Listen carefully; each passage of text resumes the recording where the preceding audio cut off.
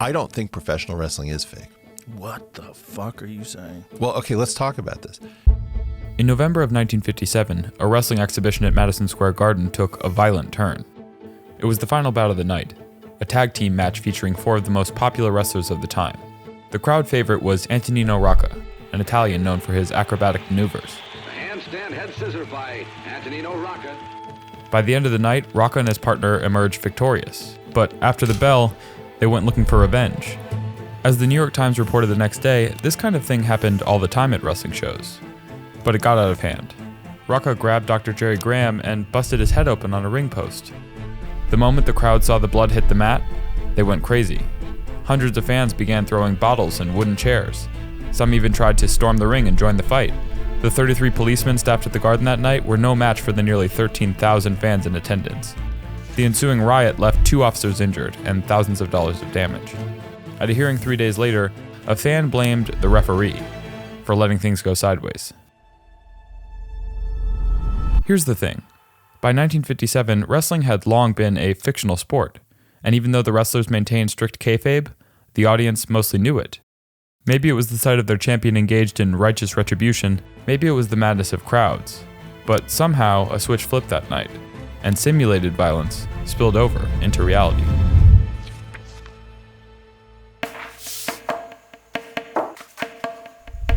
There is a story here that wends its way from 1945 into the present of how we moved so quickly into madness on both left and right, sort of the upgraded secret history of modern America. And that has to do with economics, geopolitics. The problem is that this isn't a story that I think most people know, and instead they're content to be subservient to this story because they don't know it and they are actors in it.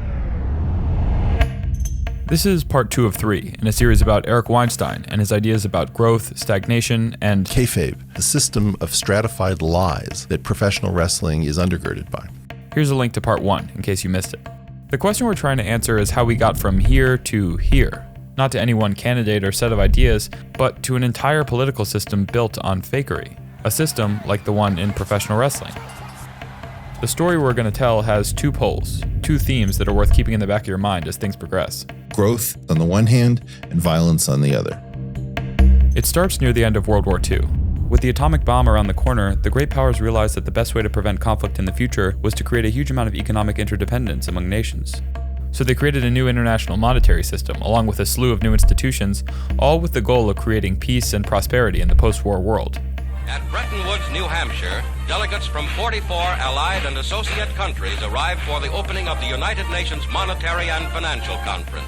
And for the most part, it worked. Heading into the 1950s, the US entered a so-called golden age of capitalism. We had incredible growth. It was very consistent. It was technologically led. It was broadly distributed.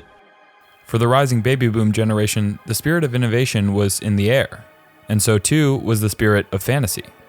This was the age of Disneyland and advertising, of LSD and cosmic consciousness. But not everyone was convinced. In a book published in 1962, the historian Daniel Boorstin warned that Americans suffered from extravagant expectations. By expecting too much of reality, he said, we were creating demand for illusions to deceive ourselves. We risk being the first people in history, Boorstin wrote, to make their illusions so vivid, so persuasive, so realistic, that they can live in them. Boorstin's warning was dire and prescient, but for a generation that would witness a man on the moon, no fantasy felt too extravagant. And then something happened. It wasn't entirely clear just what had happened, but if you look at graphs from the time, something clearly changed. GDP continues to rise, but starting around 1971, a bunch of other metrics of economic progress start to go haywire. There's actually an entire website dedicated to capturing these graphs. I'll put a link in the description below. The starkest example is probably this one, GDP versus median male income. After growing in lockstep with GDP for decades, income starts to flatline, and it stays virtually stagnant for the next 40 years. So what was it? What changed? There are a lot of theories, and so much was happening around this time that untangling the causality is really tough. If you want to dive deeper into this, I'll put more links in the description. Incidentally, the folks who made the WTF 1971 site are from the Bitcoin community. They believe that this all stems from the collapse of the Bretton Woods system and the end of the gold standard. Forget all that for the moment. Here's a different theory you haven't heard, so it's at least worthy of your time. In the late 1950s, a physicist named Derek de Solla Price began to study how science and technology were progressing. He did something relatively new for the time, applying quantitative scientific methods to the history of science itself. In 1961, he published his findings in a book called Science Since Babylon, and what he shared was pretty shocking. Take a look at this graph of the number of physics papers published since 1900. Other than a brief slowdown during World War II, it almost exactly follows an exponential curve. You can see the exact same thing on this graph of the number of people employed in electrical manufacturing. And this was true for everything. New PhDs, new journals founded.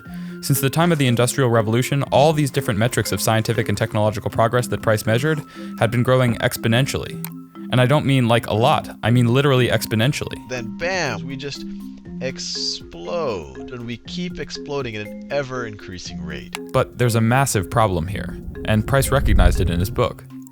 He warned that if the current rate of growth continued, there'd be dozens of scientists per man, woman, child, and dog of the world population, and a manpower shortage before the passage of another century. In essence, Price discovered that the entire process of the scientific and industrial revolutions was headed for diminishing returns, and that the growth to which we'd become accustomed during the past few centuries was, quote, not a permanent feature of our world. And if science is the original seed corn, if you will, of technology and technology of economics, then effectively what's going to happen in science is going to percolate through a chain through technology and into the economy with a potential stagnation coming. And I believe that the Derek de Solla Price breaking of that trend happens in the late 60s, early 70s, and the growth pattern of the United States changes. To understand why this stagnation is such a problem, you have to understand that during this period from 1945 to 1971, growth became an expectation, not just psychologically, but in the very structure of our institutions. Weinstein has a term for these built-in expectations.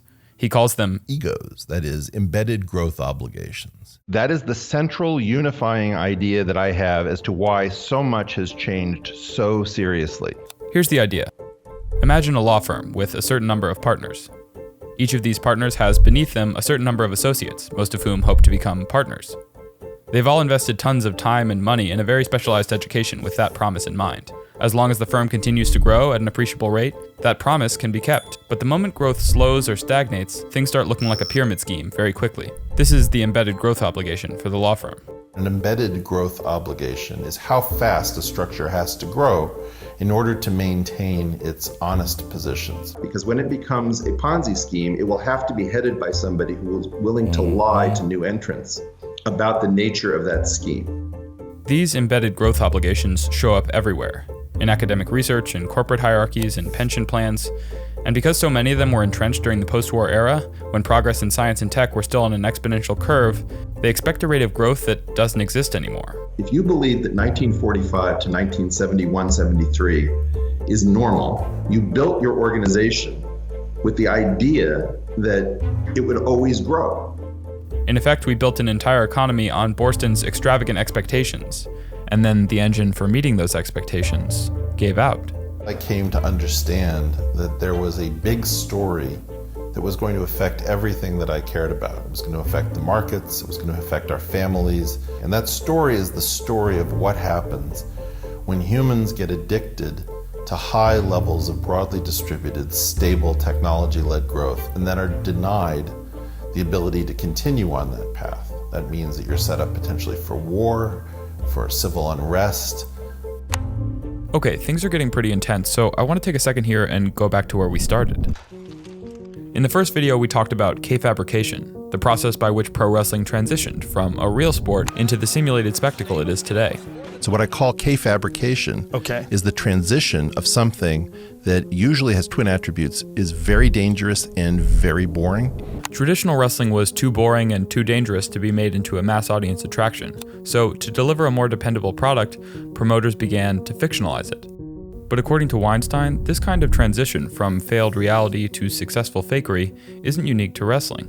Rather, it arises wherever there's a need to entertain a mass audience while protecting participants from the upheavals of real competition. In order to routinize these things, we create kayfabe. And this is what makes wrestling such a helpful analogy for what happened to our economy and, by extension, our politics over the last half-century. After the stagnation of the early 70s, the economy could no longer deliver on our extravagant expectations. But because of embedded growth obligations, admitting this became too threatening. both to the short-term stability of the economic system and to the comfort of those at the top. So, like the wrestling promoters of the early 20th century, we began spinning fictions. You start doping reality with fakeness. These fictions weren't exactly lies, at least not at the beginning. They were more like exaggerations, or as Weinstein calls them, gimmicks. It has to do with the layering of nonsense and reality. But without innovation, none of these stories could deliver the kind of broadly distributed growth that Americans had come to expect. As a result, they all mask some kind of wealth transfer, from one group to another. In general, the idealism of every age is the cover story of its thefts. The first idealism came in the early 1980s with Ronald Reagan. Reagan was a movie star turned California governor turned president, a former Democrat sold on the doctrines of free market economics. Just the man to sell America on a bold new story about how to restart growth. His idealism was about competitiveness. The story said that by cutting taxes, decreasing regulation, and tightening our belts, we'd be able to get the economy going again. During Reagan's early days in office, his conviction was put to the test. On August 3, 1981, the Air Traffic Controllers Union went on strike, citing safety concerns and insufficient pay. On August 5th, Reagan broke the strike and fired more than 11,000 workers. I must tell those who failed to report for duty this morning, they are in violation of the law, and if they do not report for work within 48 hours, they have forfeited their jobs and will be terminated. End of statement. The move set a precedent that empowered leaders of major companies to replace workers rather than negotiating with unions, all in the name of competitiveness and fiscal responsibility. Management is saying, and some labor leaders are agreeing, that strikes and confrontation are universally damaging. But what is needed now in the face of foreign competition and a devalued dollar is a new strategy based more on cooperation and mutuality of interest. Organized labor never recovered. In fact, Reagan's actions, say labor experts, has legitimized anti-union tactics that had been considered unacceptable since World War II. Over the course of Reagan's presidency, GDP growth increased, but without the bargaining power of unions, working-class wages continued to decline. With the fall of the Berlin Wall and the end of the Cold War, a new idealism came on the scene.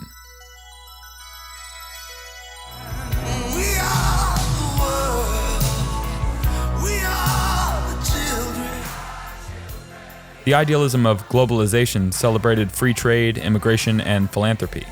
Agreements like NAFTA and technologies like the internet helped open the US economy to the rest of the world. Culturally, elites began to think of themselves as global citizens and to espouse the virtues of multiculturalism and diversity. But along with this growing sympathy for the rest of the world came indifference toward Middle America, the very place where globalization's downsides were felt most severely. By weakening bonds of national loyalty, ideals about helping the world rationalized sending jobs overseas or importing cheap labor from abroad. In this way, the idealistic story of globalization dismissed the suffering of globalization's losers. It used to be the case that with a high school degree, you could get a good job. You could get a job with benefits. You could get a job that was stable, that you had job security. And the fact that these jobs are gone and they're not coming back anytime soon leads people to despair. As we'll see in part 3, these two idealisms, competitiveness and globalization, help set the stage for our politics today. The destruction of organized labor ultimately led the Democrats to seek a substitute constituency in the form of organized identity. And the fallout of globalization gave us the economic nationalism of Steve Bannon and the rise of Donald Trump. Meanwhile, the increasing insulation of elites, both left and right, in kayfabe worlds of their own making, sowed the seeds of populist revolt, and eventually gave rise to new kinds of fantasy politics, even less tethered to reality. Alright, if you've made it this far, you're probably wondering whether these complex issues of politics and culture really come down to economics, much less a science stagnation in the early 70s. No doubt there's a lot more that could be said here, and no single story is going to capture it all. But it helps to come back to this basic dynamic. Growth and progress on the one hand, and violence on the other. And when you lose growth, the only growth that's left is not from growing the pie, but from eyeing your neighbor's slice. It's easy to forget that for much of human history, violent competition over scarce resources was the norm. A high rate of growth is one of the best tools we have to resolve disagreements peacefully. But since the end of World War II, we've been living a kind of paradox. The last 75 years have been the most peaceful ever recorded, but the potential for violent catastrophe has never been greater.